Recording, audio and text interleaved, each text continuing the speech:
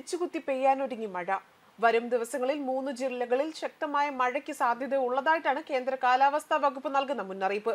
തിരുവനന്തപുരം, കൊല്ലം, പത്തനംതിട്ട എന്നീ ജില്ലകളിലാണ് മഴയ്ക്ക് സാധ്യതയുള്ളതായി പറയപ്പെടുന്നത്. എന്നാൽ പ്രത്യേക മഴ മുന്നറിയിപ്പുകൾ ഒന്നും തന്നെ ഇതുവരെയും നൽകിയിട്ടില്ല. വരും ദിവസങ്ങളിലും വിവിധ ജില്ലകളിൽ നേരിയ മഴയ്ക്ക് സാധ്യതയുണ്ടെന്നാണ് കാലാവസ്ഥാ വകുപ്പ് അറിയിച്ചിരിക്കുന്നത്. നാളെ തിരുവനന്തപുരം, കൊല്ലം, പത്തനംതിട്ട, ആലപ്പുഴ, കോട്ടയം എന്നീ ജില്ലകളിൽ നേരിയ മഴയ്ക്ക് സാധ്യതയുണ്ട്. ഇന്ന് തെക്കു കിഴക്കൻ അറബിക്കടലിന്റെ തെക്കൻ ഭാഗങ്ങൾ, മാൽദ്വീപ് പ്രദേശം എന്നിവിടങ്ങളിൽ മണിക്കൂറിൽ 35 മുതൽ 45 കിലോമീറ്റർ വരെയും ചില അവസരങ്ങളിൽ മണിക്കൂറിൽ 55 കിലോമീറ്റർ വരെയും വേഗതയിൽ ശക്തമായ കാറ്റിനും മോശം കാലാവസ്ഥയ്ക്കും സാധ്യതയുണ്ട്. സൊമാലിയ തീരം, അതിനോട് ചേർന്ന തെക്കു പടിഞ്ഞാറൻ അറബിക്കടൽ, മധ്യ പടിഞ്ഞാറൻ അറബിക്കടലിന്റെ പടിഞ്ഞാറൻ ഭാഗങ്ങൾ എന്നിവിടങ്ങളിൽ മണിക്കൂറിൽ 45 മുതൽ 55 കിലോമീറ്റർ വരെയും ചില അവസരങ്ങളിൽ മണിക്കൂറിൽ 65 കിലോമീറ്റർ വരെയും വേഗതയിൽ ശക്തമായ കാറ്റിനും സാധ്യതയുണ്ട്. അതേപോലെ തന്നെ നാളെ, അതായത് 6/1/2025 സൊമാലിയ തീരം, അതിനോട് ചേർന്ന് കിടക്കുന്ന പടിഞ്ഞാറൻ, തെക്കു പടിഞ്ഞാറൻ അറബിക്കടൽ എന്നിവിടങ്ങളിൽ മണിക്കൂറിൽ 45 മുതൽ 55 കിലോമീറ്റർ വരെയും ചില അവസരങ്ങളിൽ മണിക്കൂറിൽ 65 കിലോമീറ്റർ വരെയും വേഗതയിൽ ശക്തമായ കാറ്റിനും സാധ്യതയുണ്ട്. അതേസമയം ഇടിമിന്നലുകൾ അപകടകാരികളാണ്. അവ മനുഷ്യന്റെയും മൃഗങ്ങളുടെയും ജീവനും വൈദ്യുത ആശയവിനിമയ ശൃംഖലകൾക്കും വൈദ്യുത ചാലകങ്ങളുമായി ബന്ധിപ്പിച്ചിട്ടുള്ള വീട്ടുപകരണങ്ങൾക്കും വലിയ നാശനഷ്ടം സൃഷ്ടിക്കുന്നുണ്ട്. അതിനാൽ തന്നെ പൊതുജനങ്ങൾ താഴെ പറയുന്ന മുൻകരുതലുകൾ എടുക്കേണ്ടതുണ്ട്. കാർമേഘം കണ്ടു തുടങ്ങുന്ന സമയം മുതൽ തന്നെ അത് സ്വീകരിക്കേണ്ടതാണ്. ഇടിമിന്നൽ എപ്പോഴും ദൃശ്യമാകണമെന്ന് ഇല്ല. ഇത്തരം മുൻകരുതലുകൾ സ്വീകരിക്കുന്നതിൽ നിന്നും വിട്ടുനിൽക്കുകയും അരുത്.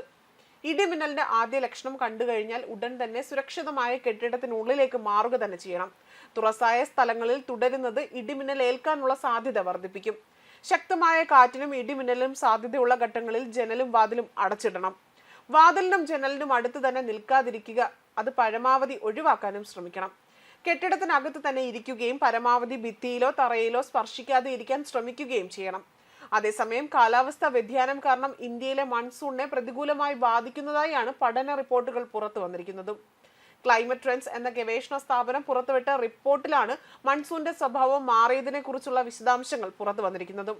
ഇന്ത്യയിൽ കഴിഞ്ഞ 5 വർഷത്തിനിടയിൽ ഏറ്റവും കൂടുതൽ തീവ്ര മഴ പെയ്തത് 2024 റിപ്പോർട്ടിൽ പറയുന്നതും.